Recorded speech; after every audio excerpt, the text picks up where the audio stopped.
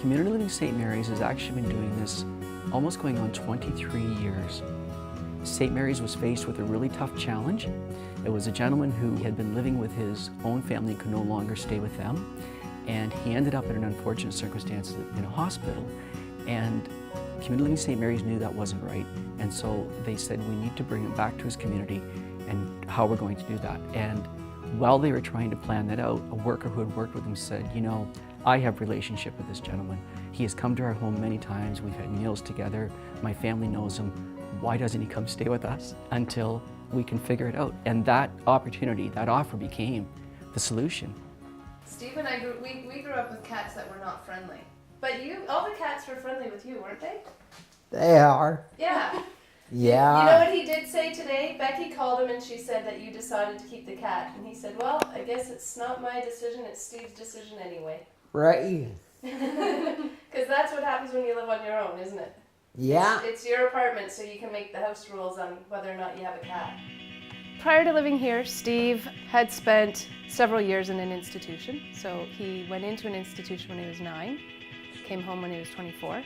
So he missed all of those years of socialization, as you can imagine. Years ago, though, the recommendation of doctors was that you place your child in an institution. He ended up living at home with my parents for several years, which got really hard on them. And we ended up in this situation where Steve is living in his own apartment, but with the support of staff and a supportive neighbor situation. We are a supportive neighbor to Steve Saville.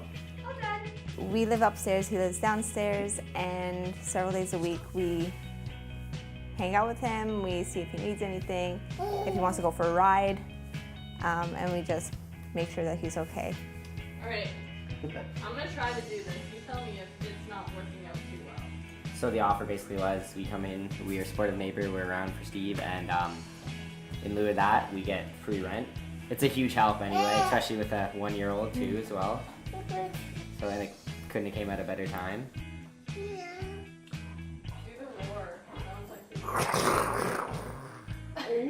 Housing is a really big piece of what most of us need in our lives. Housing is really important for people to feel safe and secure. Our housing here, and why we got started in housing many, many years ago, back in the early 80s, was because a number of people were moving home from institutions, and at that time there were very few affordable and accessible units here in St. Mary's. We've always focused then, for 30-some years, on the person first and listening to what they want and need in the community. My name's Deborah McDougall, and I'd seen an ad in the paper, and they were looking for someone to live in the apartment and do night monitoring.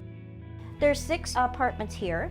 2 of them are rented to people like myself that do some night monitoring through the week. So there are 2 of us that do the night monitoring for 3 residents that live here. Basically what I do is I have a baby monitor, and I might wake up if I hear sounds that are unusual, and my role would then be to call someone. There's a sort of a fan out. I don't do any real hands-on unless it was an emergency like a fire or something, and my role then is to just get them out the best way I can.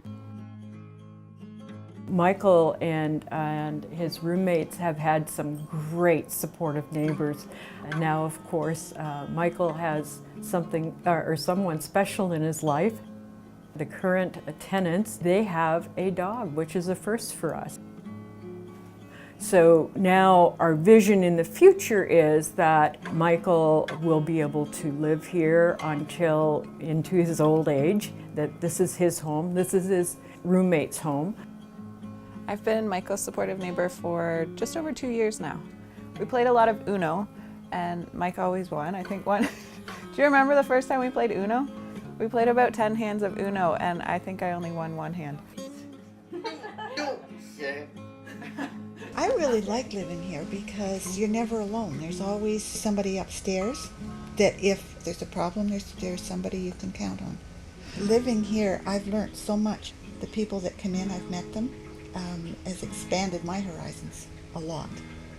And I'm very, very glad that we've had this experience. The people that have participated in Share Your Home have said, you know, what a pleasure it is and what a joy it is to have somebody in their home that they didn't know before, and how they spend that time together. And you know, they become as much teachers in their lives as the person visiting.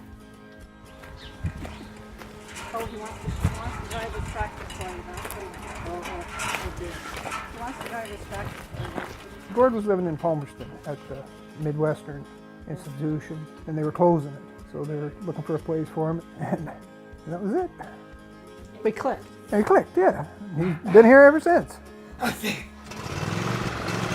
far as we're concerned, we're a family, and it works because the whole lifestyle that we have suits all of us together. He loved it from the minute he walked in the door. That we're all slowing down a bit. I think we're all pretty compatible that way, aren't we? Yeah. You're a tease today. Gord living with us has been so long now. I gave him water and he took root. It's 19 years. 19 years, yeah. Very important part of our life, having Gord living with us. And I don't think we could see anything different. Quite frankly, it's just part of our life.